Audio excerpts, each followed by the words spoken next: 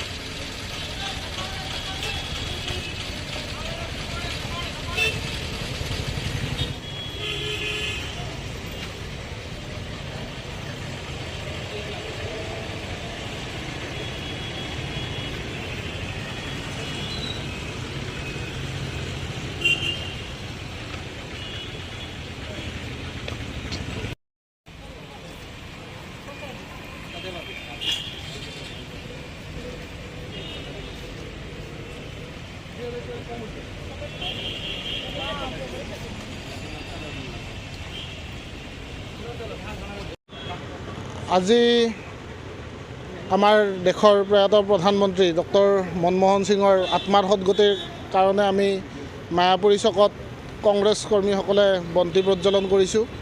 দেশৰ অৰ্থনৈতিক সামাজিক আৰু ৰাজনৈতিক জীৱনত তেখেতে ভাৰতবাসীৰ কাৰণে যিখিনি অৱদান আগবঢ়ালে সেয়া প্ৰত্যেকজন ভাৰতীয়ই আজি মনত কৰিছে। 1 টকাৰ পৰা 100 টকাৰ নোটৰ পৰ্যন্ত এজন ব্যক্তিৰে ইমান দিনত ছিগনেচাৰ আছিলে, তেওঁৱে আছিলে আমাৰ প্ৰয়াত প্ৰধানমন্ত্ৰী মনমোহন সিং। তেখেতে খাদ্য সুৰক্ষা আইন, তথ্য জনাৰ অধিকাৰ আইন, শিক্ষাৰ অধিকাৰ আইন, বন সুৰক্ষা আইন আৰু মনৰেগাৰ জৰিয়তে ভাৰতবাসীক যেনেকৈ উপকাৰ সাধন কৰিলে সেয়া প্ৰতিজন ভাৰতীয়ই আজি মনত কৰিছে।